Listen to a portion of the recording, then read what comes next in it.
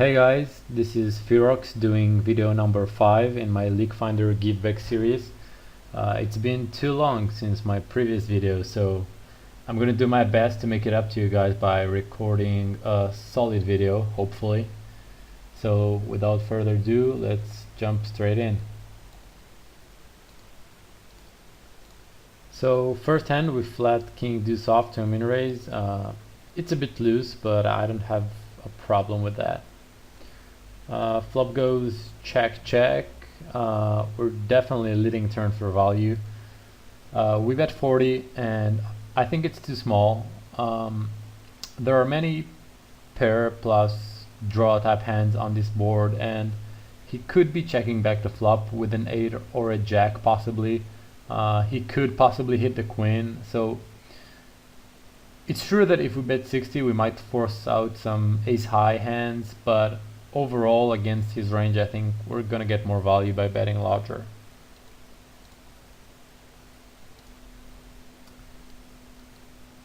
So we decided to check on the river. I don't like it. I think we should bet again, probably on the smaller side and try to get some value. It's just really hard for him to have complete air here, so I don't see the point in trying to induce a bluff. And I think it does help that the river is kind of a brick, in the sense that he would feel more comfortable calling with anything that had showdown value on the turn. So definitely betting here, and we did lose some value.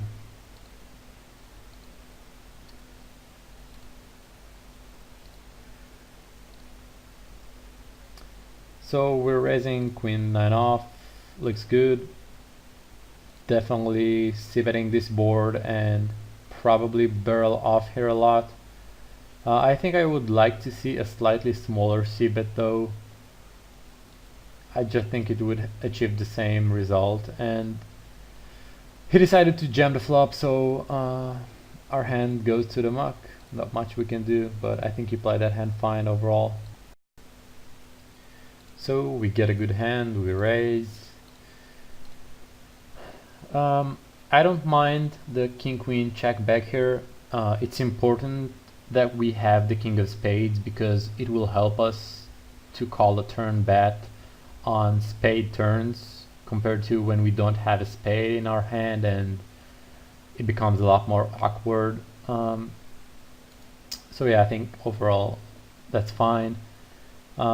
He checks the turn, and I like what we're doing here on the turn. I think the sizing is good too. We're getting value from his draws, and if he doesn't have anything, we're just pushing him off his equity. So I think that's a good play.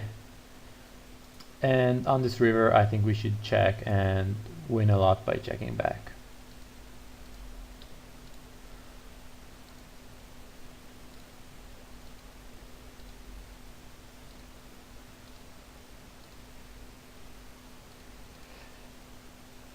So flop c-bet is very standard here with jack 3. On the turn I think we should decide whether we want to go 3 streets here, and I think it's pretty close. We have decent equity versus 7x and 10x with our gut shot and overcard, and we haven't done anything aggressive yet, which helps. I think I leaned toward going all the way here, but I don't think checking here would indicate that you're too tight barreling off necessarily, because for me at least it's not a fist bump 3 barrel. You're gonna get called on the turn a ton, so we're basically counting on having a lot of river fold equity.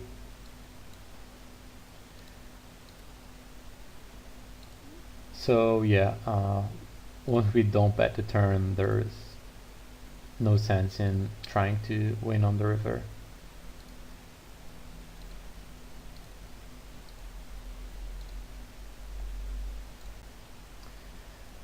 So 8-4 suited, I think I would raise. Given what we've seen so far, I don't think he's been too aggressive that I would like to limp this hand, but on the other hand, it can't be too bad really. So we get a dream flop and he check folds.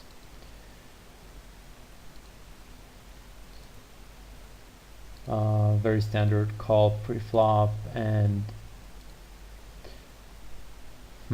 I think just giving up here is fine. We have no heart in our hand and no other form of equity, and he could definitely be checking back the flop with king high, so I assume we don't have a lot of fold equity and we don't have any real equity, so I think just giving up is fine.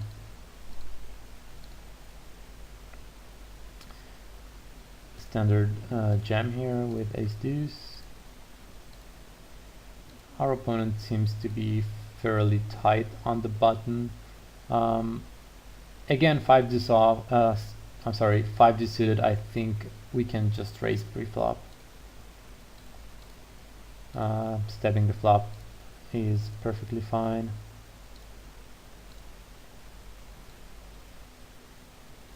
So jamming ace 10 off here for 16 bigs. I'm not sure how I feel about it. I mean, it's obviously a very profitable play, but I think our stack is deep enough that we can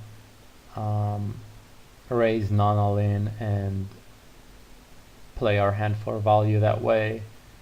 I don't think, however, that it's a very big deal. Yeah, I like the raise here with 4 deuce suited, and that's a great flop.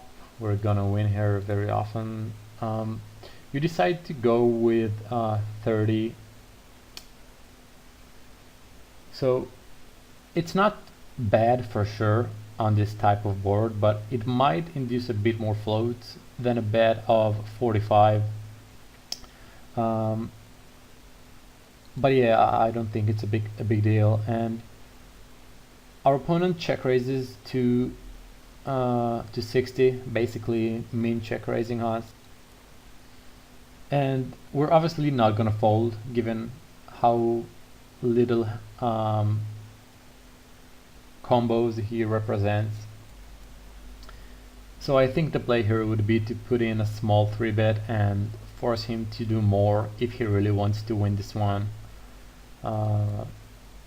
Yeah, you decide to min 3-bet, and again I feel like it's a bit too small. We'll leave him enough room to put in a tiny 4-bet if he's tricky, and if that happens, I don't think we will be able to estimate whether we can profitably rebluff him again. I would rather make it 105 or something like that and be sure that if I get raised again, I can comfortably fold my hand. But yeah, I don't think it's a big deal. I think a 3-bet to any size is gonna work here enough to be profitable.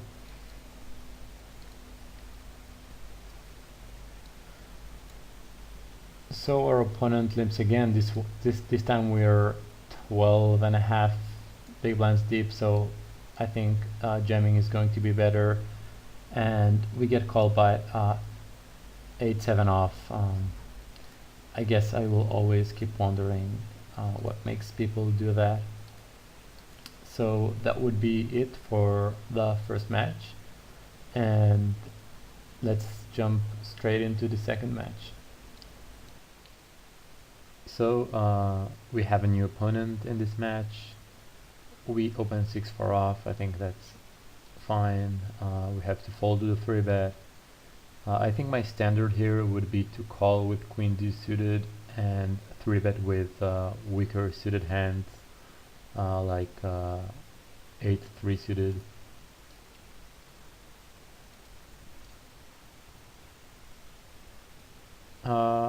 Given that we got 3-bet in the first hand and we 3-bet ourselves, in the second hand. I think open folding 4 deuce off is fine.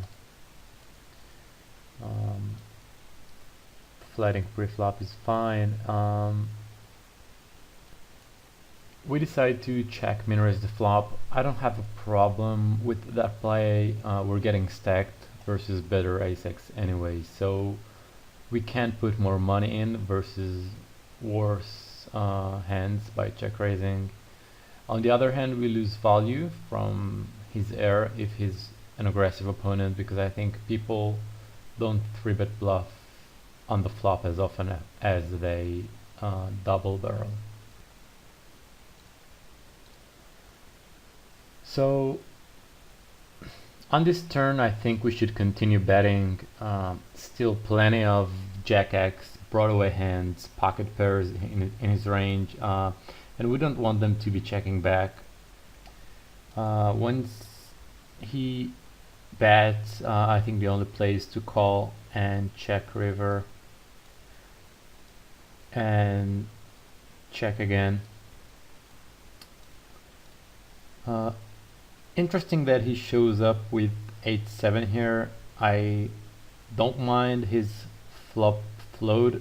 That would actually be my standard play here against the population. Just because people give up with their bluffs often enough to make floating profitable.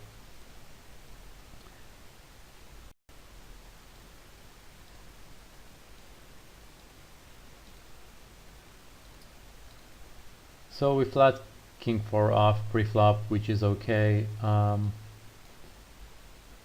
don't like this small check raise here. We already have an aggressive dynamic going on in this match, and I don't think we're gonna get a lot of credit here.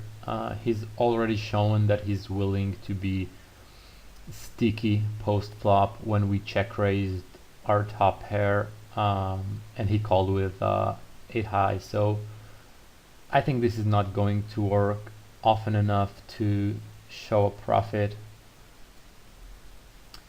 And yeah,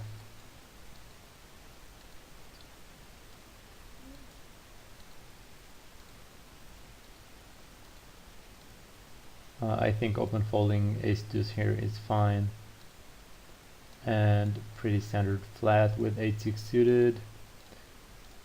So flop goes check check, and I think we have a mandatory lead here, and I think we should be betting bigger. It's the second time where I think you lead too small after flop goes check check.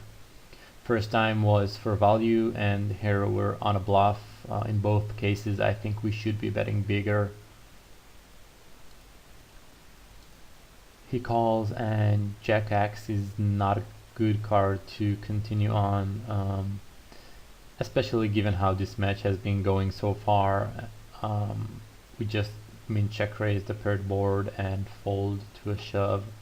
I don't think we're getting a lot of credit, and might actually get hero called here by ace high. So yeah, I think just giving up is fine.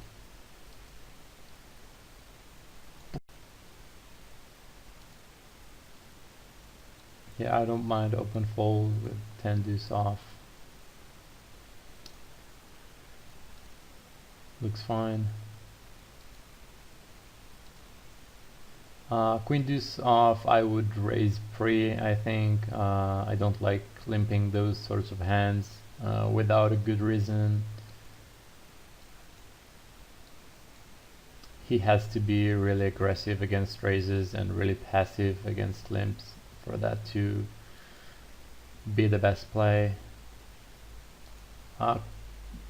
Queen 5 off at 16 BB, I would probably defend, but I think it's close, so I don't mind the fold. I would personally fold it around 14 BB.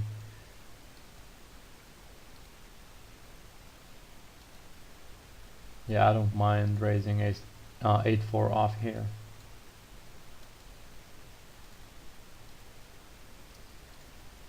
King 5 off, I think jamming is going to work out best for us. We get a call by ace 10 and we don't really nail the flop. So that would be the end of the second match. I think you played pretty well overall, made some small mistakes, most notably in my opinion the king far off check raise, which can't be like terrible in a vacuum, but I think you had enough reason to not pull it off against this opponent. So we'll conclude the video here. If you guys have any questions, don't hesitate to post, and if you're interested in getting coached, just send an email to ph33roX@yahoo.com or check my coaching page on HUSNG.com. As always, thanks for watching. This is Ph33roX for HUSNG.com signing out. Take care, guys.